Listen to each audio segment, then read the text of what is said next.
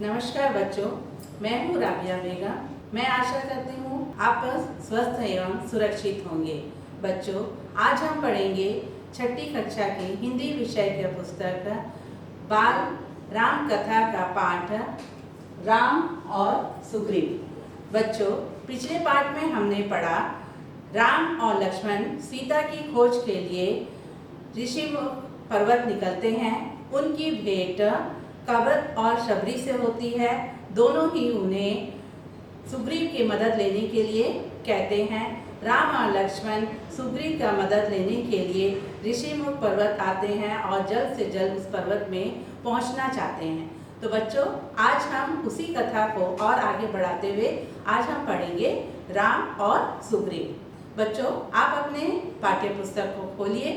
मैं पढ़ती हूँ, आप उसे ध्यान से देखिए, मेरे साथ पढ़िए। आप लोगों को ये पाठ अच्छी तरह समझ आ जाएगा। राम और सुग्रीव। राम और लक्ष्मण का अगला पड़ाव ऋषिमुख पर्वत था। सुग्रीव वहीं रहते थे। कवच और शबरी की बात दोनों भाइयों को याद थी। दोनों ने सुग्रीव से मिलने की सलाह दी थी। कहा था कि वे सीता की खोज में सहायक होंगे।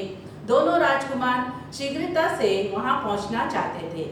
बच्चों, राम और लक्ष्मण का अगला ठहरने का स्थान, पड़ाव मतलब ठहरने का स्थान ऋषिमुख पर्वत था। सुग्रीव वहीं पर रहते थे। कवच और शबरी ने भी उन्हें यह बात कही थी कि वे जाकर सुग्रीव से मुलाकात करिए ताकि वे उन्हें सीता की खोज में सहायता कर सकेंगे। वे दोनों राजकुमार जल्द से जल्द वे ऋषिमुख पर्वत पहुंचना चाहते थे। सुग्रीव का मूल निवास ऋषिमुख पर्वत नहीं था, किष्किंधा था। ऋषिमुख में वह निर्वासन में अपना समय बिता रहे थे। सुग्रीव का मूल निवास ऋषिमुख पर्वत नहीं था, किष्किंधा था। ऋषिमुख में वह निर्वासन में अपना समय बिता रहे थे। सुग्रीव किष्किंधा के वानर राज के छोटे पुत्र थे। बड़े भाई का नाम बाली था। पिता के ना रहने पर ज्येष्ठ पुत्र बाली राजा बना। पहले दोनों भाइयों में बहुत प्रेम था। राजकाज में किसी बात को लेकर मनमुटाव हुआ, फिर झगड़ा हो गया। इतना गंभीर कि बाली सुग्रीव को मार डालने पर उतर आया। जान बचाने के लिए सुग्रीव को ऋषिमुख आना पड़ा। तो बच्चों, सुग्रीव का मूल निवास स्थान ऋषिमुख पर्वत नहीं था। उनका मूल निवास स्थान किष्किंधा था। लेकिन उसके भाई बाली ने उसे किष्किंधा से निकाल दिया था और वे अपना समय जो है वो ऋषिमुख पर्वत में बिता रहे थे। सुग्रीव किष्किंधा के वानर राज के छोटे पुत्र थे। उसके बड़े भाई का नाम बाली था। पहले दोनों भाइयों में बहुत प्रेम था। जब पिता की मृत्यु हुई तो बाली राजा बना और उस समय दोनों भाइयों में बहुत प्रेम था। लेकिन राजकाज की किसी बात को लेकर दोनों भाइयों में मनमुटाव हो गया। झगड़ा इतना अधिक हुआ कि बाली सुग्रीव को जान से मारना चाहता था। सुग्रीव अपनी जान बचाने के लिए वहां से भागकर वह ऋषिमुख पर्वत आ गया। बच्चों, आगे देखिए। ऋषिमुख आकर भी सुग्रीव का डर कम नहीं हुआ। वह चौकस रहता था। विश्वास पात्र वानर सेना निरंतर पहरे पर रहती थी। सुग्रीव स्वयं भी पहरा देता था, इस डर से कि कहीं बाली के गुप्तचर सैनिक वहां ना पहुंच जाए। एक दिन सुग्रीव पहाड़ी पर खड़ा था। उसने दो युवकों को उधर आते देखा। ये दोनों अवश्य बाली के गुप्तचर होंगे, मुझे मारने आ रहे होंगे। सुग्रीव ने तत्काल अपने साथियों को बुलाया। बच्चों, ऋषिमुख आकर भी सुग्रीव का डर कम नहीं हुआ। वह हमेशा चौकस रहता था। उसके विश्वास पात्र वानर सेना हमेशा उसका पहरा दिया करते थे। वह हमेशा यह सोचा करता था कि बाली के गुप्तचर सैनिक वहां आ जाएंगे, इसलिए वह अपना चौकसी खुद करता था। एक दिन वह पहाड़ी पर खड़ा था तो उन्होंने दो युवकों को उसकी तरफ आते देखा। उन्होंने सोचा कि बाली के गुप्तचर यहाँ भी आ धमके हैं मुझे मारने के लिए। तो उसने जल्दी से अपने साथियों को बुलाया। हमें ऋषिमुख छोड़ देना चाहिए, यह स्थान अब सुरक्षित नहीं है। बाली यहाँ भी आधमका है। सुग्रीव ने अपने साथियों से कहा, मैंने दो युवकों को इधर आते देखा है, उनके हाथों में धनुष है। बच्चों, उन्होंने कहा अपने साथियों को बुलाकर कि अब हमें ऋषिमुख छोड़ देना चाहिए, यह स्थान हमारे लिए अब सुरक्षित नहीं है। बाली के गुप्तचर यहाँ भी आ धमके हैं, इसलिए मैंने 2 युवकों को हाथों में धनुष लेते हुए यहाँ आते देखा है। सुग्रीव घबराया हुआ था, पर उसके प्रमुख साथी हनुमान इससे सहमत नहीं थे। मैं जाकर पता लगाता हूँ कि ये कौन है। बाली की सेना में ऐसे सैनिक नहीं हैं। हनुमान ने भी दोनों युवकों को देख लिया था। हनुमान पर सुग्रीव को भरोसा था, उसने बात मान ली। तो बच्चों, सुग्रीव बहुत घबराया हुआ था, लेकिन सुग्रीव का प्रमुख साथी हनुमान इस बात से सहमत नहीं था। उन्होंने सुग्रीव से कहा, मैं जाकर पता लगाता हूँ कि ये लोग कौन हैं। हनुमान ने दोनों युवकों को देख लिया। वह जानता था कि बाली के सेना में ऐसा कोई सैनिक नहीं है। सुग्रीव को हनुमान पर भरोसा था, इसलिए सुग्रीव ने हनुमान की बात मान ली। राम और लक्ष्मण पहाड़ी पर चढ़ते चढ़ते थक गए थे। वे पहाड़ी सरोवर के पास रुके, थकान मिटाने, मुंह हाथ धोने। तभी भेष बदलकर हनुमान वहां पहुंच गए। शिष्टता से प्रणाम किया, पूछा, आप दोनों कौन हैं? वन में क्यों भटक रहे हैं? आपका भेष मुनियों जैसा है, लेकिन चेहरा राजकुमार जैसे लगते हैं। बच्चों, राम और लक्ष्मण पहाड़ी चढ़ते चढ़ते वे थक गए थे। वे कुछ देर थकान मिटाने के लिए रुके, हाथ मुंह धोए। तभी उसी समय हनुमान वहां भेष बदलकर पहुंच गया। उन्होंने उन्हें प्रणाम किया और उनसे पूछा, आप दोनों कौन हैं? वन में क्यों भटक रहे हैं? आपने कपड़े तो मुनियों जैसे पहने हैं, लेकिन चेहरे से राजकुमार लगते हैं। बच्चों, आगे देखिए, हम सुग्रीव से मिलने जा रहे हैं। हमें उनकी सहायता की आवश्यकता है। क्या आप उन्हें जानते हैं? राम ने विनम्रता से पूछा। प्रारंभिक बातचीत में ही हनुमान स्थिति भाग गए। वे अपने मूल रूप में आ गए। प्रणाम करते हुए बोले, मैं हनुमान हूँ, सुग्रीव का सेवक। उन्होंने आपका परिचय जानने के लिए यहाँ भेजा था। बच्चों, राम ने उत्तर दिया, हम सुग्रीव से मिलने जा रहे हैं। हमें उनकी सहायता की आवश्यकता है। क्या आप सुग्रीव को जानते हैं? राम ने बड़ी विनम्रता से पूछा। प्रारंभिक बातचीत में ही हनुमान ने सारी स्थिति समझ ली थी।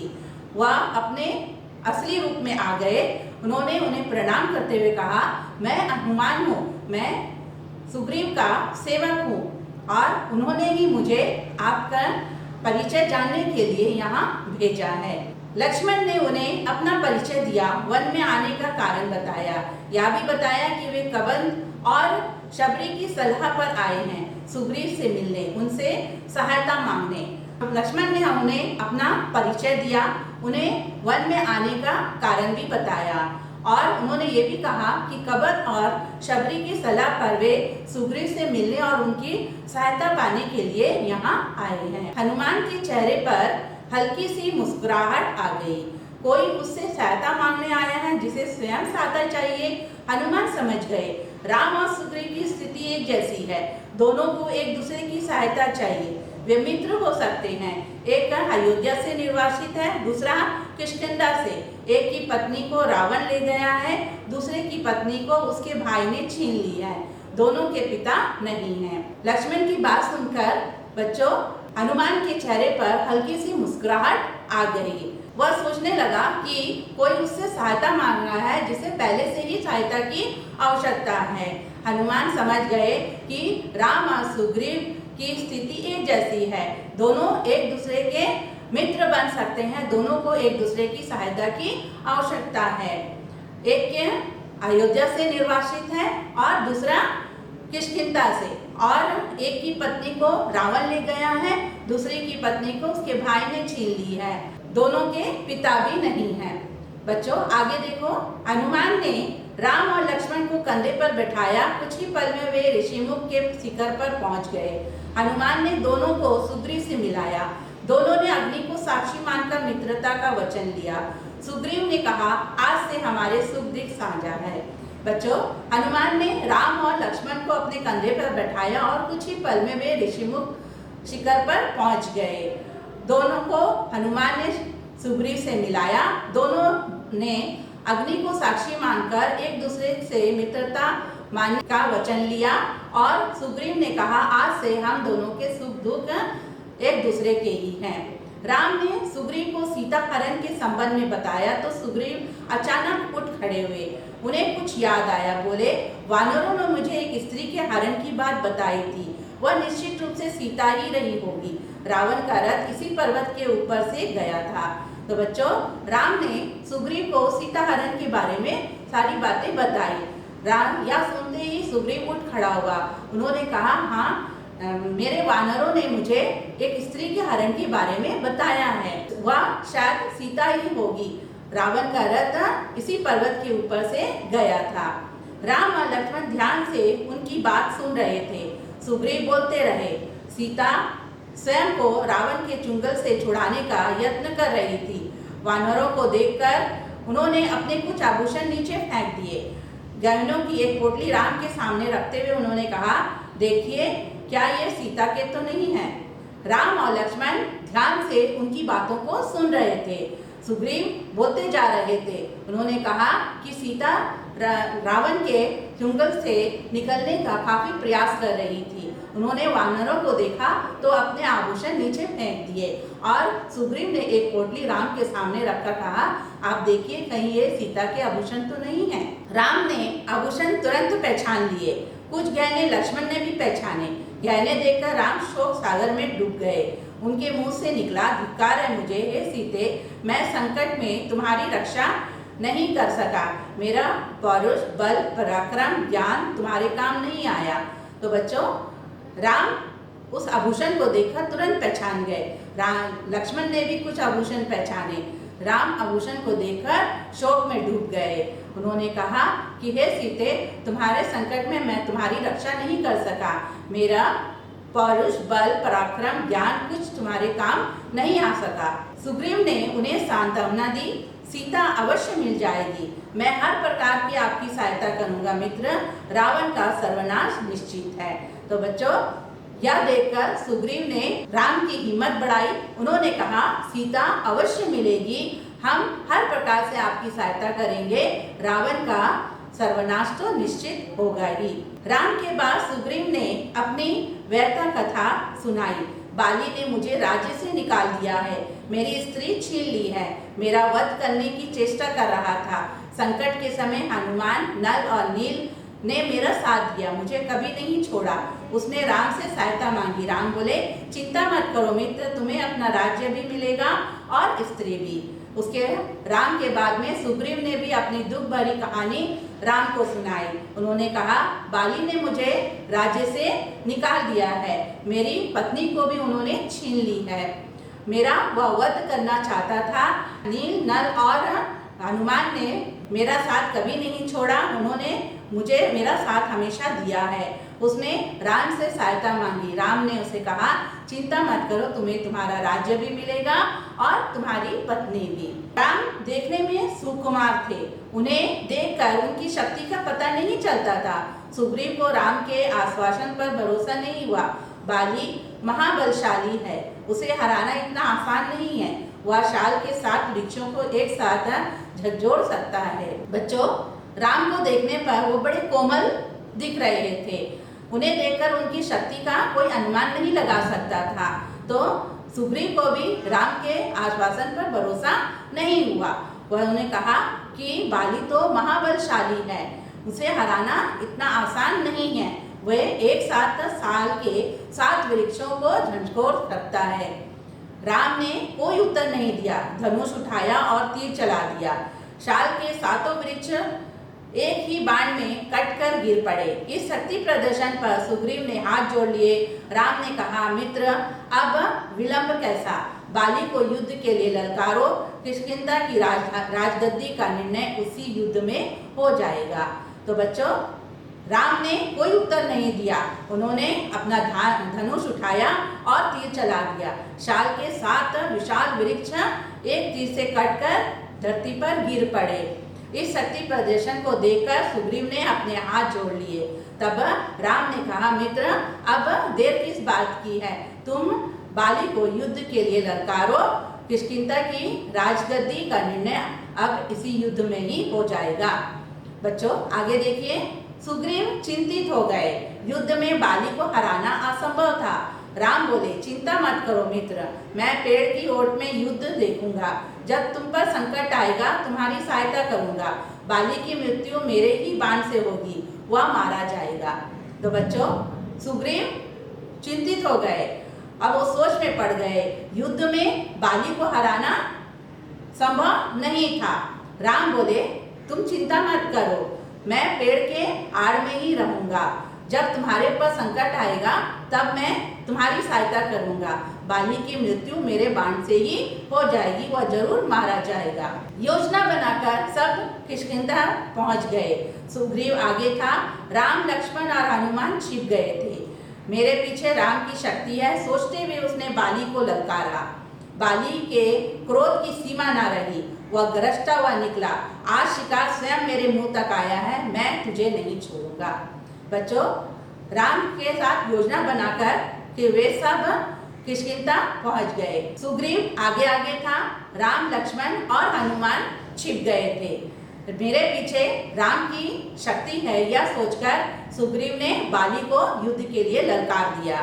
बाली बहुत क्रोधित हो गया, वह गरजता हुआ निकला और कहने लगा, शिकार खुद चलकर मेरे पास आया है, मैं आज तुम्हें नहीं छोड़ूंगा। भीषण मल्लयुद्ध हुआ, दोनों एक दूसरे से कूद गए। युद्ध में बाली भारी पड़ रहा था। लगता था सुग्रीव का अंत निश्चित है। राम पेड़ के पीछे खड़े थे, धनुष हाथ में था पर उन्होंने तीर नहीं चलाया।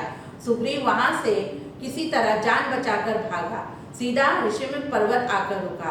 राम लक्ष्मण और हनुमान भी लौट आए। तो बच्चों, दोनों के बीच, बाली और सुग्रीव दोनों के बीच में भीषण मल्लयुद्ध मतलब कुश्ती, यहाँ पर लिखा है, देखिए, मल्लयुद्ध मतलब कुश्ती। तो वह दोनों के बीच में भीषण कुश्ती हुआ और वे दोनों एक दूसरे से एकदम लिपट कर लड़ रहे थे। युद्ध में बाली सुग्रीव पर भारी पड़ रहा था, ऐसा लगता था जैसे सुग्रीव यहीं मारा जाएगा। राम पेड़ के पीछे खड़े थे, ये सब देख रहे थे। उसके हाथ में धनुष था, उन्होंने लेकिन तीर नहीं चलाया। सुग्रीव वहां से किसी भी तरह से जान बचाकर भागा और सीधा ऋषिमुख पर्वत आकर रुका। राम लक्ष्मण और हनुमान भी वहां वापस लौट आए। सुग्रीव राम पर कुपित था, यह धोखा है, आपने मेरे साथ धोखा किया है, समय पर बाण नहीं चलाया, मैं नहीं भागता तो आज वह मुझे मार डालता। राम की कठिनाई दूसरी थी, वे दुविधा में थे। उन्होंने सुग्रीव को समझाया, तुम दोनों भाइयों के चेहरे मिलते जुलते हैं, दूर से दोनों एक जैसे लगते हो। मैं बाली को पहचान नहीं पाया, बिना पहचाने बाण चलाता तो वह तुम्हें भी लग सकता था। मैं इस चूक के लिए तैयार नहीं था, मैं अपने मित्र को खोना नहीं चाहता था। तो बच्चों, सुग्रीव राम पर कुपित था, कुपित मतलब क्रोधित। तो वह राम पर बहुत गुस्सा हो गया। उन्होंने कहा, ये धोखा है, आपने मेरे साथ धोखा किया है, आपने समय पर बाण नहीं चलाया। अगर मैं वहां से नहीं भागता तो बाली मुझे मार डालता था। लेकिन राम की स्थिति कुछ अलग थी। उन्होंने सुग्रीव को समझाया, तुम दोनों भाइयों के चेहरे इतने मिलते जुलते हैं कि मैं समझ ही नहीं पाया कौन बाली और कौन सुग्रीव है। मैं दूर से मुझे दोनों एक जैसे लगते थे। अगर मैं बाली को पहचान नहीं पाया, अगर बिना पहचाने मैं बाण चला देता और वह बाण तुम पे लगता तो मैं इस तरह का गलती नहीं कर सकता, मैं अपने मित्र को खो नहीं सकता था। लक्ष्मण ने समझा बुझाकर सुग्रीव को तैयार किया एक और युद्ध के लिए। राम ने कहा, जाओ मित्र, इस बार बाली को पहचानने में चूक नहीं होगी, इस बार उसका अंत निश्चित है। सुग्रीव डरा हुआ था, घबराहट थी, पर राम के कहने पर तैयार हो गया। बच्चों, लक्ष्मण ने भी सुग्रीव को समझा बुझाकर दूसरे युद्ध के लिए तैयार किया। राम ने भी कहा, जाओ मित्र, इस बार बाली को पहचानने में चूक नहीं होगी और इस बार उसका अंत निश्चित है, वह अवश्य मेरे बाण से मारा जाएगा। राम के कहने पर सुग्रीव तैयार हो गया। किष्किंधा पहुंचकर उसने बाली को चुनौती दी, ललकारा। बाली को सुग्रीव का यह साहस समझ में नहीं आया। वह अंतपुर में था अपनी पत्नी रानी तारा के साथ। बाली जाने लगा तो तारा ने उसे समझाने का प्रयास किया, जाने से मना किया। बाली ने उसकी बात नहीं मानी। पैर पटकता बाहर आया, क्रोध से उबल रहा था। तो बच्चों, किष्किंधा पहुंचकर सुग्रीव ने बाली को फिर से युद्ध के लिए ललकारा। बाली को सुग्रीव का यह साहस समझ नहीं आया। वह उस समय अपनी पत्नी तारा के साथ अंतपुर में था और तारा ने उसे समझाने का प्रयास किया, उसे जाने से मना भी किया, लेकिन वह नहीं माना और पैर पटकता हुआ वह क्रोध से बाहर आया। बाली ने हाथ हवा में उठाया, मुट्ठी भींची हुई थी, वह एक घूंसे से सुग्रीव का काम तमाम कर देता। तभी राम का बाण उसकी छाती में लगा, वह लड़खड़ा कर गिर पड़ा। बाली के गिरने पर राम, लक्ष्मण और हनुमान पेड़ों की ओर से बाहर निकल आए। बच्चों, बाली ने अपने हाथ हवा में उठाई, उन्होंने मुट्ठी बनाई और वह एक घूंसे से सुग्रीव को मार देना चाहता था। तभी राम का बाण उसकी छाती पर लगा और वह लड़खड़ा कर धरती पर गिर पड़ा। बाली के गिरने पर राम, लक्ष्मण और हनुमान पेड़ों की आड़ से बाहर आ गए। आनन फानन में राजाभिषेक की तैयारी की गई। सुग्रीव को राजगद्दी मिली। राम की सलाह पर बाली के पुत्र अंगद को युवराज का पद दिया गया। राम ने सुग्रीव के लिए संबोधन बदल दिया। राजगद्दी पर बैठने के बाद उन्हें मित्र नहीं कहा, वानर राज कहकर संबोधित किया। सुग्रीव का मन था कि राम कुछ समय वहीं रुक के उनके साथ। राम ने मना कर दिया, यह पिता की आज्ञा के विरुद्ध होगा, या उन्होंने मुझे वनवास दिया है, मैं वन में ही रहूंगा। तो बच्चों, आनन फानन मतलब जैसे तैसे राज्याभिषेक की तैयारियां हुई। सुग्रीव को राजगद्दी मिली और राम की सलाह पर बाली के पुत्र अंगद को युवराज बना दिया गया। राम ने सुग्रीव को अब मित्र ना कहकर उसे वह वानर राज्य कहकर संबोधित किया। सुग्रीव का मन था कि राम कुछ समय सुग्रीव के साथ वहाँ रहे, लेकिन राम ने मना कर दी। उन्होंने कहा, पिता की आज्ञा है कि मैं वन में रहूं, उन्होंने मुझे वनवास दिया है, मैं वन में ही रहूंगा। राम किष्किंधा से लौट आए। वर्षा ऋतु के कारण आगे जाना कठिन था। लंकारोहण कुछ समय के लिए स्थगित कर दिया गया। इस अवधि में वे प्रश्नवन पहाड़ पर रहे।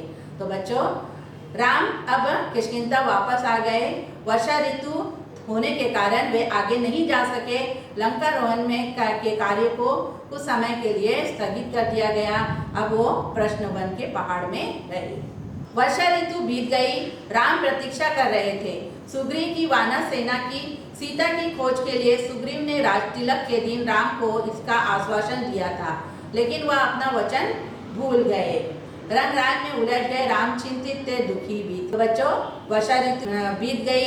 राम ये प्रतीक्षा कर रहे थे कि सुग्रीव की सेना सीता की खोज के लिए आएंगे, लेकिन सुग्रीव की सेना नहीं आए। वह चिंता में पड़ गए। हनुमान को सुग्रीव का वचन याद था। राज तिलक के दिन वे वहीं थे। उन्होंने सुग्रीव को याद दिलाया।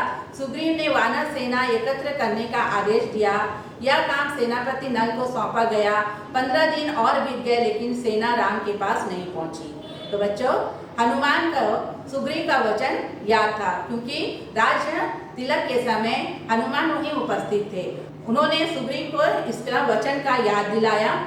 सुग्रीव ने नल को वानर सेना को एकत्र करने का आदेश दिया। 15 दिन और बीत गए, लेकिन सुग्रीव की वानर सेना राम के पास नहीं गई।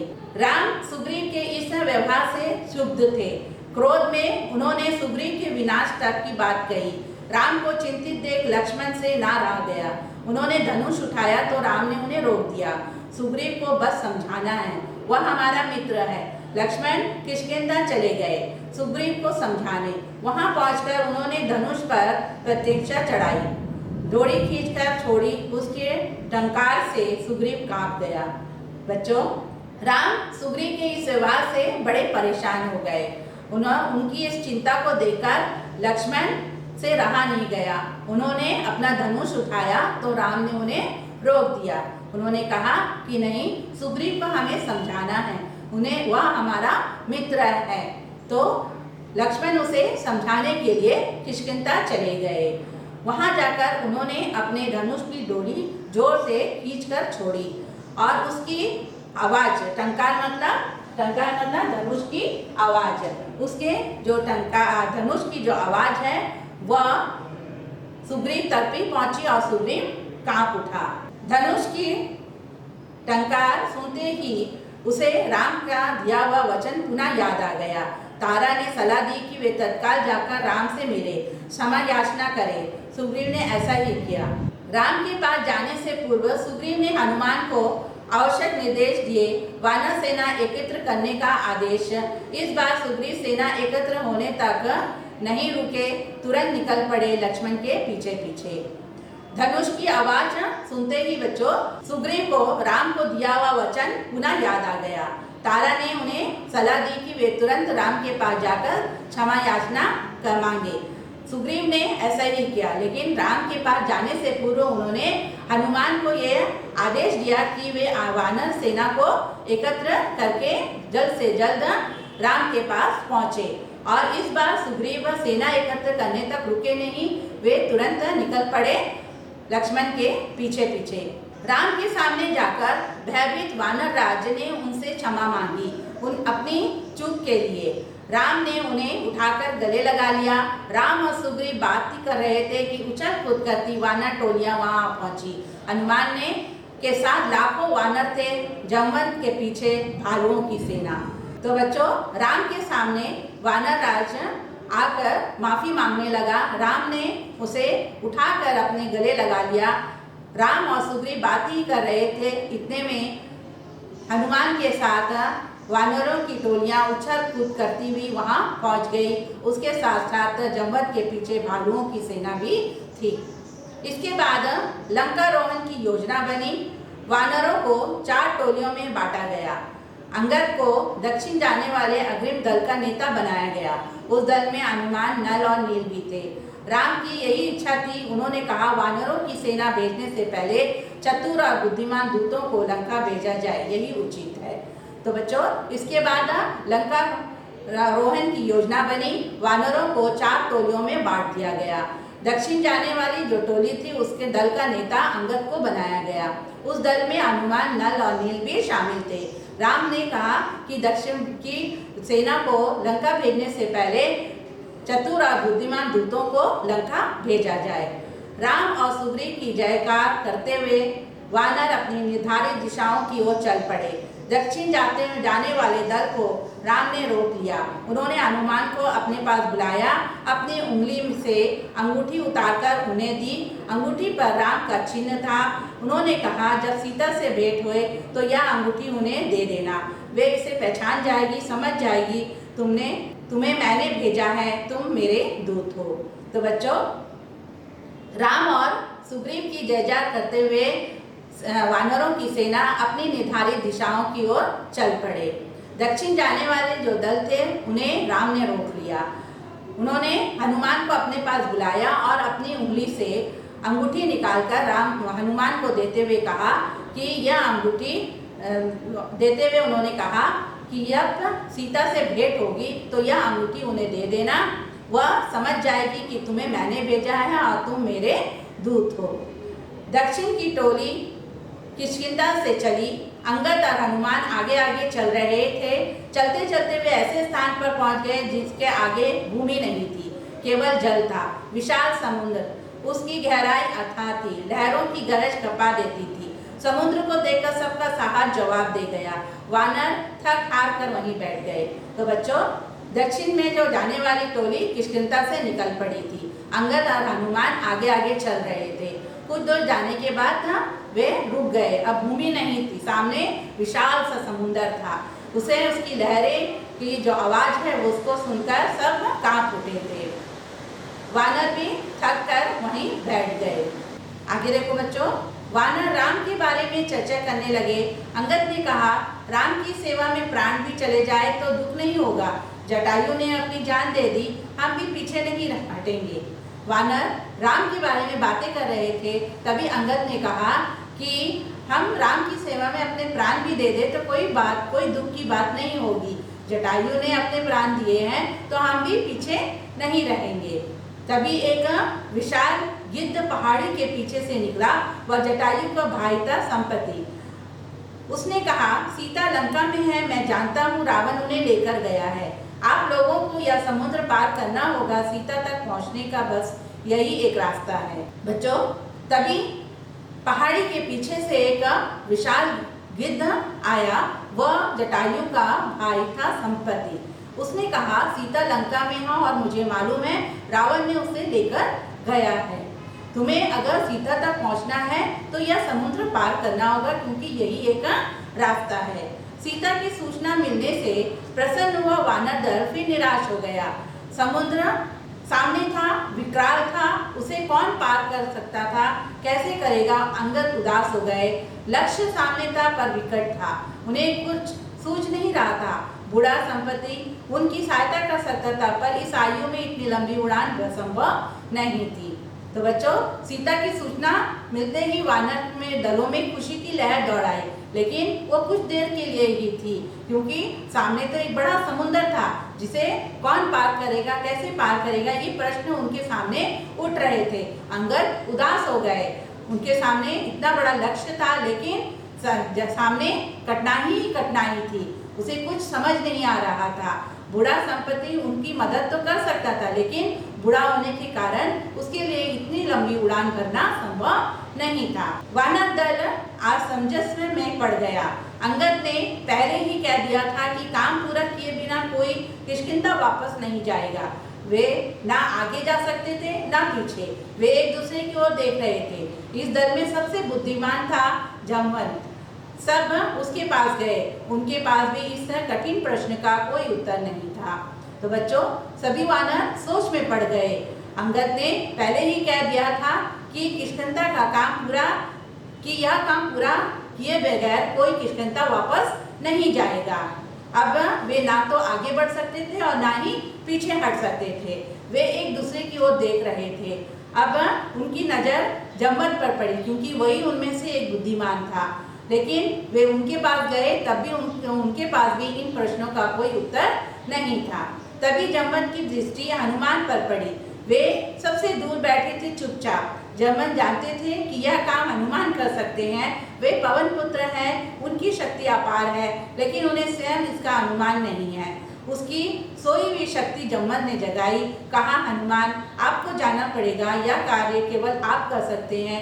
सबकी आंखें उन्हीं पर टिक गई। तो बच्चों, जामवंत की दृष्टि हनुमान पर पड़ी, जो दूर चुपचाप बैठे थे। वे जानते थे कि यह काम हनुमान ही कर सकता है, क्योंकि वे पवन पुत्र हैं, उनके पास अपार शक्ति है। हनुमान को खुद उसकी इस शक्ति के बारे में ज्ञान नहीं है। जामवंत ने उसकी इस सोई हुई शक्ति को जगाया।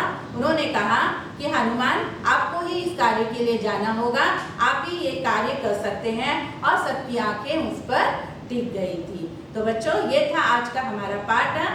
अब हम इस पाठ से आधारित कुछ प्रश्नों के उत्तर भी जान लेते हैं।